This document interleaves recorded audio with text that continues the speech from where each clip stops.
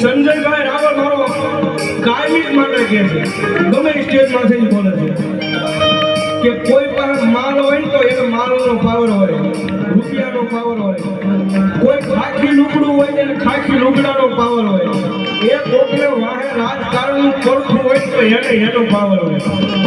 પણ સાહેબ આ એમ તો મેલડી વાળા આ દુનિયાની મારી તો અમને અમારી મેલડીનો પાવર છે ભાઈ.